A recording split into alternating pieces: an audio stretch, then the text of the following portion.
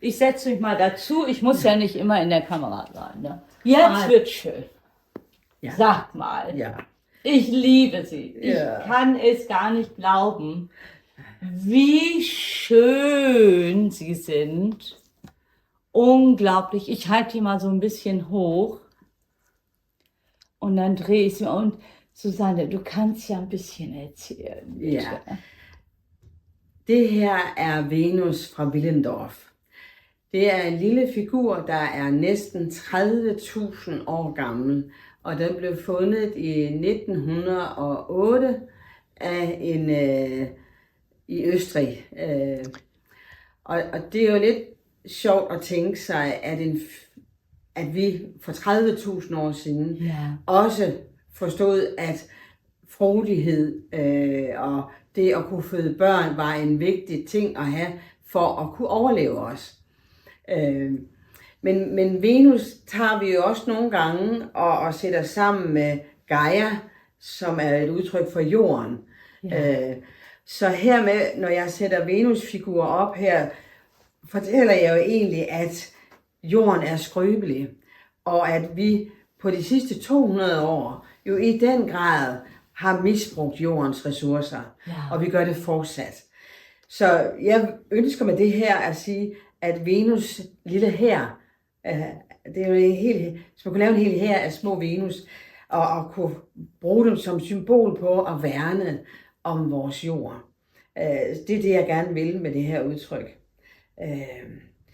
Jeg bruger det så 3D-print for at lave de her, og det er lidt en sjov ting, at jeg startede som, jeg var 63, og skulle til at prøve at lege med 3D-print. Det har jeg aldrig prøvet, så det kunne jeg nok godt finde ud af. Lidt som Pippi, hun siger. Og det var rigtig sjovt at skulle lære at sætte en maskine op. Den kom som en IKEA-pakke, flatpack. Og så skulle man ellers bare sætte maskinen op, og så til at prøve at finde ud af det her. Nu har jeg så valgt noget filamент, som er det plastmateriale, jeg bruger til at printe med. Den laver en tynd tråd, som er smeltet til 200 grader, og tråden er 0,02 mm. Ganske tynd, ja. Så det tager noget tid, før at den får printet sådan en Venus-figur. Og jeg mener, det er noget med en 6-7 timer eller sådan noget. Men de her har så forskellige farver, fordi jeg har valgt noget regnbuefilament. For jeg kan godt lide den der changering, der er med dem. Og de er så sat op her i en form for installation, som skal symbolisere lidt, at vi skal passe på vores jord. Men 3D-print har jeg lyst til at arbejde meget mere med, for jeg vil gerne lave nogle andre statuetter også.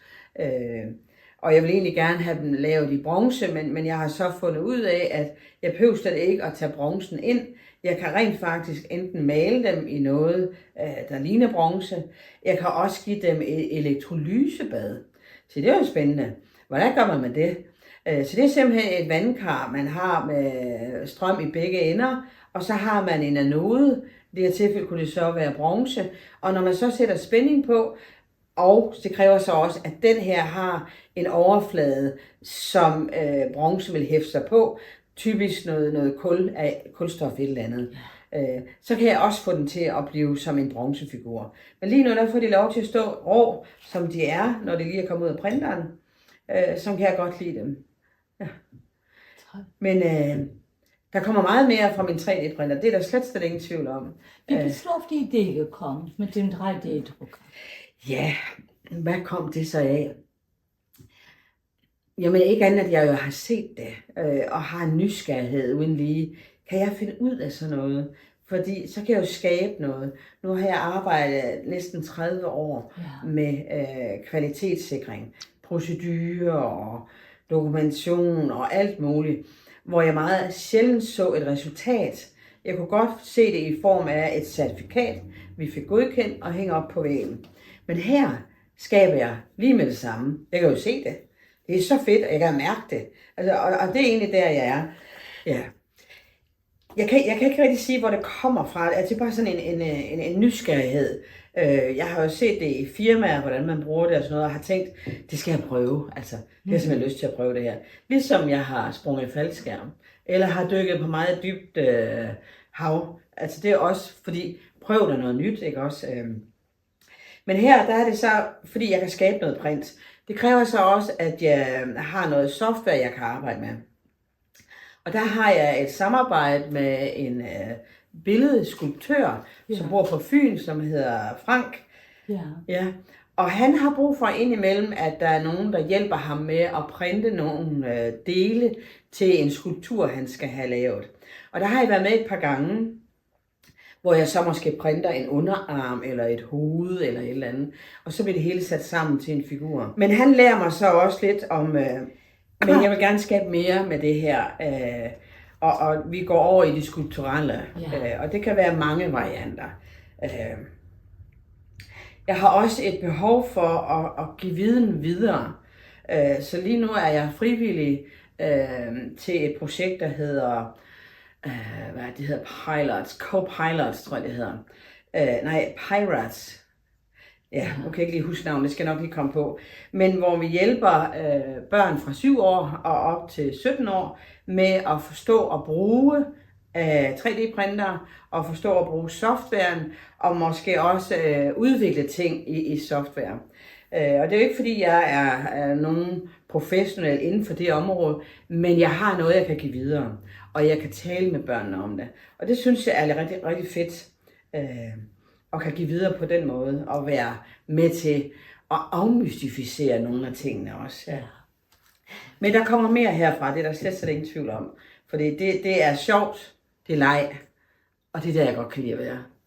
Ja, det er der, jeg godt kan lide at være, ja. Helt sikkert. Ich wünsche mir das in einer Stadt, am Strand, in ganz großer Installation. Das wäre eine tolle Botschaft, wirklich für alle Menschen. Ja. Also, ich wünsche uns das. Ja. Das wäre toll. Ja, das will ich gerne. Sag mal, Liebes, du bist ja eine Powerfrau, du hast ja eine Energie. Ich spüre dich, also unglaublich. Aber es gibt ja nicht nur die Powerfrau und nicht nur die durchgehend positive, sondern es gibt ja auch Momente in unserem Leben, wo es uns nicht so gut geht, weil wir vielleicht den Vater verlieren oder die Mama. Was macht das mit dem Künstler, wenn in der Familie ein liebender Mensch geht?